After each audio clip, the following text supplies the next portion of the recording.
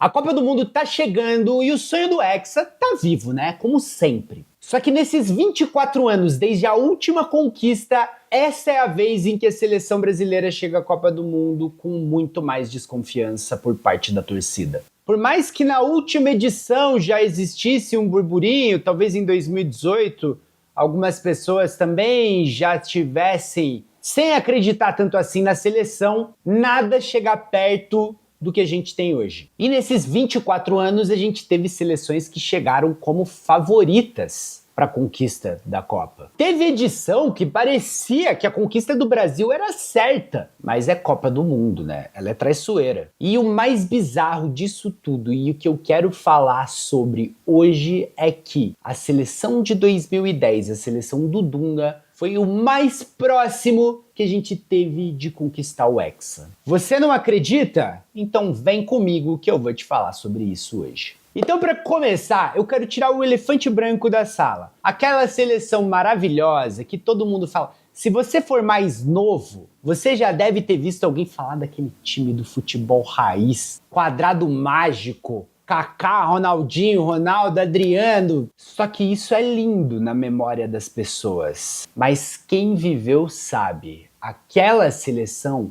não foi tudo isso. Quando eu falei aqui de seleções que chegaram favoritas à Copa do Mundo, a seleção de 2006 com certeza é uma delas. E sim, ela era muito favorita. O Brasil tinha vencido a Copa de 2002, o Brasil chega à Copa do Mundo de 2006 tendo vencido a Copa América em 2004 sem o time principal, tendo vencido a Copa das Confederações de 2005, dando folga para alguns dos principais jogadores como Cafu, Roberto Carlos e Ronaldo, e o time de 2006 parecia o time de 2002 melhorado, comandado por um campeão do mundo, Carlos Alberto Parreira, que fazia uma reedição da dupla Parreira-Zagallo ali no comando da seleção, que já havia conquistado a Copa em 94. Tinha tudo para dar certo.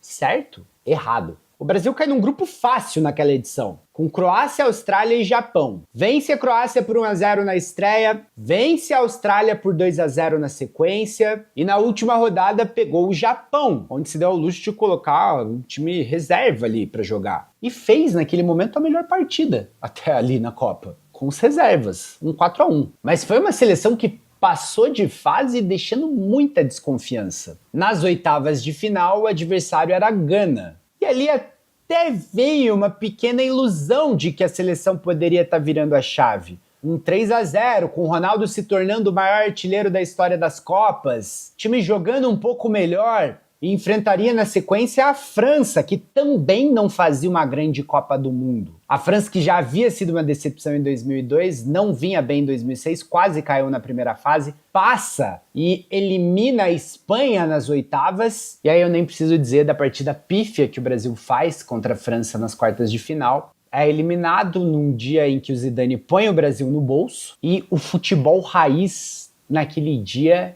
ele foi o futebol raiz dos jogadores que estavam muito afim de fazer festa, os jogadores que talvez não quisessem tanto assim vencer uma Copa, muitos deles já tinham a Copa no currículo, e aquela seleção que poderia ter sido uma das melhores da história, se você olhar no papel, nunca chegou perto de ser em campo. Para não seguir uma ordem cronológica aqui, eu quero falar da última Copa. A Copa de 2022, essa tá mais fresca na nossa memória. E essa é uma Copa muito ruim. Vamos ser sinceros. O Brasil faz uma eliminatória muito segura para chegar a 2022. Chega com tranquilidade. O trabalho do Tite em eliminatórias é maravilhoso. E no meio do caminho, a gente vence uma Copa América em 2019, só que a gente perde uma Copa América em 2021. E essa é a que estava mais fresca na nossa mente, né? Então o Brasil já chega àquela Copa sem tanta moral. E a primeira fase, ela é muito chata.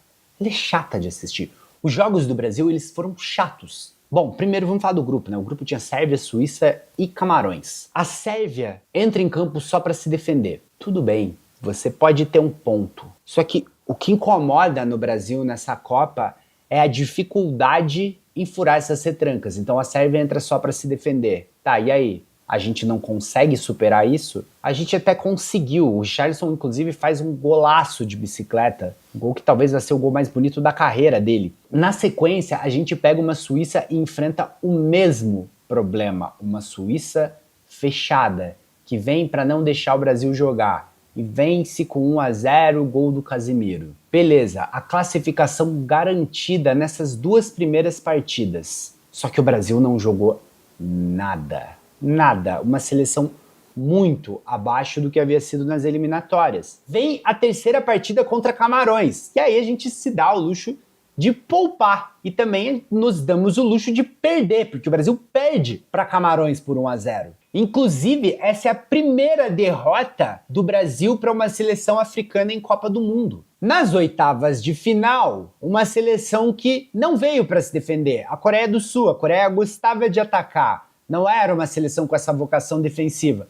E aí, com a vida mais fácil, o Brasil goleia por 4-1. Só que assim como em 2006, uma seleção que não convenceu em nenhum momento. Em nenhum momento. Vem às quartas de final. O adversário é a Croácia. E a Croácia, assim como todas as outras seleções fizeram, ela já sabia o que fazer. Brasil, você não vai jogar. E assim foi. A Croácia simplesmente veio com uma proposta mais defensiva, uma proposta de anular o jogo da seleção brasileira e faz isso muito bem. Tanto que a partida termina 0-0 e vai para a prorrogação. Na prorrogação todo mundo sabe o que aconteceu, o belo gol do Neymar e depois o gol que a gente toma faltando 4 minutos para acabar a partida em um contra-ataque com a vitória no placar. E uma derrota nos pênaltis. Mas o que fica aqui? O péssimo futebol da seleção na Copa de 2022. A lembrança é essa, o Brasil em nenhum momento conseguiu jogar com quem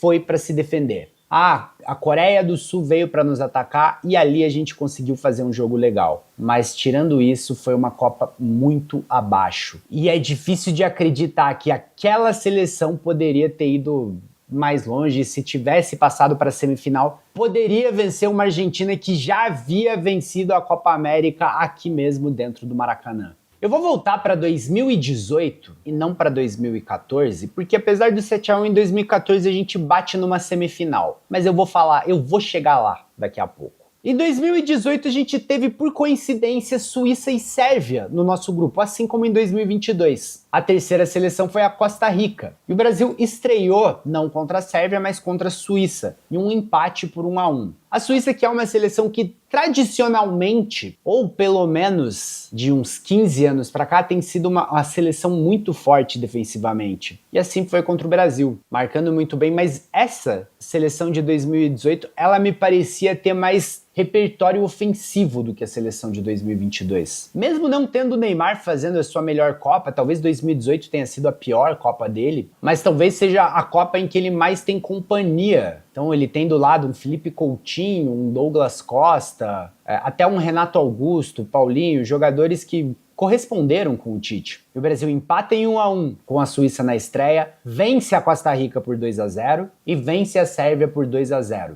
Passando para enfrentar o México nas oitavas de final. E o México é um grande problema quando o Brasil enfrenta eles em Copa, porque parece que o Ochoa se transforma não, né? Porque o Ochoa é o Ochoa de Copa do Mundo. E o Ochoa de Copa do Mundo é um baita goleiro, meus amigos. Impressionante. E aí ele já foi descongelado e em 2026 veremos ele mais uma vez em Copa. Mas o Brasil passa pelo México nas oitavas de final. Outro 2-0. E chega o fatídico jogo da Bélgica. E vocês já reviram o jogo da Bélgica? O Brasil não jogou mal aquele dia. A gente sai perdendo muito cedo com um gol contra do Fernandinho aos 12 minutos do primeiro tempo. E com meia hora de jogo já tá 2-0. Então fica uma montanha para escalar. E o fato é que o Brasil faz uma boa partida e faz um ótimo segundo tempo. Diminui o placar com o Renato Augusto aos 31 do segundo tempo e mesmo depois disso ainda tem chance com o próprio Renato Augusto, com o Courtois fazendo uma belíssima defesa nos acréscimos. O Brasil teve a chance do empate. A gente pode reclamar de um pênalti não marcado no Gabriel Jesus, mas não deu. Parece que existem dias que as coisas não funcionam. E aquele era o dia da Bélgica. E falando em chegar mais próximo de ganhar a Copa, o Brasil teria que, na sequência, passar pela campeã do mundo, França. E a gente não sabe como isso teria sido. Provavelmente seria um jogo bem difícil, uma partida bem complicada. E agora sim, chegamos a 2014. Eu até acho que em 2018 a seleção jogou mais que em 2014. mas em 2014 a gente bateu em semifinal. E vamos lá, falar sobre a Copa de 14 é complicado.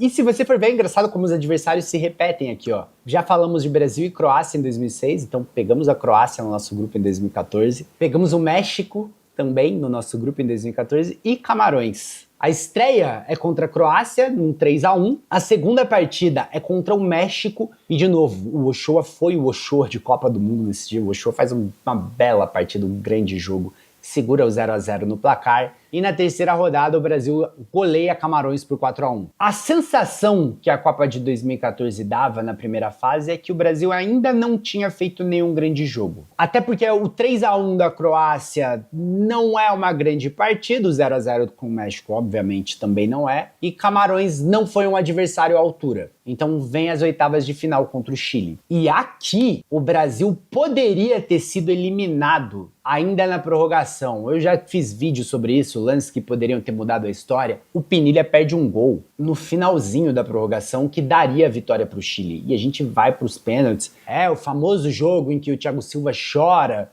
no intervalo para as cobranças e passamos no sufoco. Mas passamos. Vem as quartas de final e o adversário é novamente uma seleção sul-americana, a Colômbia. É o jogo da lesão do Neymar. O Brasil vence por 2-1, com direito a um belíssimo gol de falta do Davi Luiz. E a semifinal não preciso comentar, né? Cara, o 7-1. Aqui, numa Copa em que a gente passa do Chile com dificuldades. O Chile, a seleção que historicamente o Brasil ganha. Em que a gente vence a Colômbia por apenas 2-1. Em que a gente toma um 7-1 em casa. Me desculpa, mas pensar em título aqui foi uma grande ilusão. Sim, eu tô sendo um engenheiro de obra pronta, eu tô comentando depois o que aconteceu. Claro.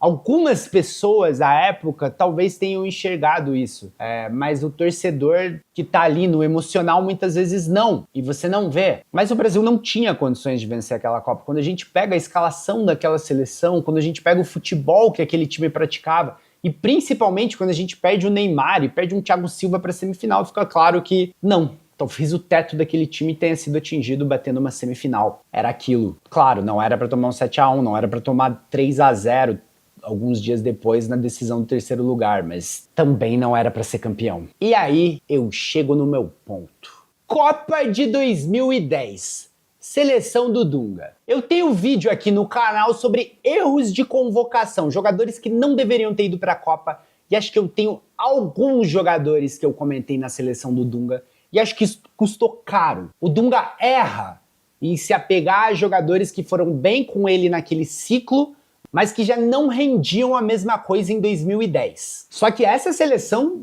era uma seleção que tinha vencido Copa América em 2007, vencido Copa das Confederações em 2009, uma seleção que não jogava um excelente futebol, uma seleção que não tinha o melhor elenco quando você olhava nome a nome, mas um time muito cascudo, um time difícil de ser batido. Que a estreia na Copa é contra a Coreia do Norte, um time muito desconhecido, porque, por motivos óbvios, a Coreia do Norte é um país fechado, a gente desconhece a Coreia do Norte.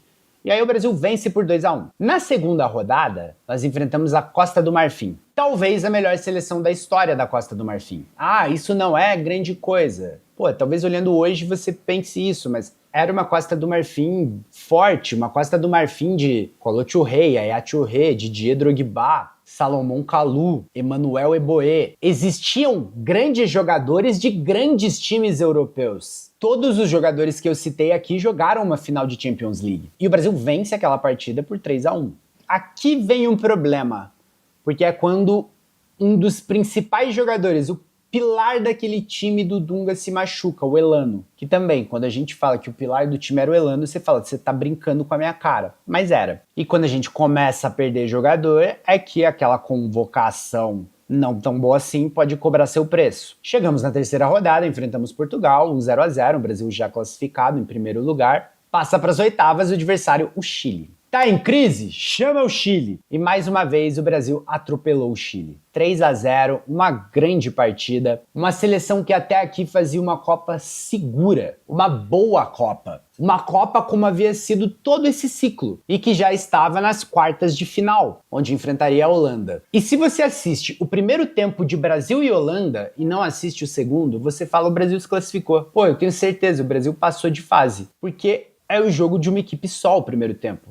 Só deu o Brasil. O Brasil faz 1-0 com o Robinho, o Stekelenburg faz uma grande defesa numa finalização do Kaká e é um Brasil que domina todas as ações. Só que vem o segundo tempo e o empate chega muito rapidamente com o gol do Sneijder. E aí aquela vantagem construída com um futebol muito melhor foi embora. E aí a vantagem psicológica passa a ser da Holanda, que agora acabava de empatar a partida e de repente ganhava um ânimo para ir para cima. Com esse ânimo, a Holanda sai mais para a partida, começa a dominar as ações, o Brasil começa a se perder um pouquinho e a Holanda faz o 2-1. Mas ainda dava para buscar, até que vem a expulsão do Felipe Melo aos 28 do segundo tempo e isso mata. Aí já não tinha mais o que fazer, você tendo que buscar um 2-1 com um jogador a menos fica muito complicado. E o que mais pega nessa seleção brasileira é que, de novo, o Brasil põe a Holanda na roda no primeiro tempo. O Brasil joga muito melhor. São 7 finalizações, uma seleção que cria muito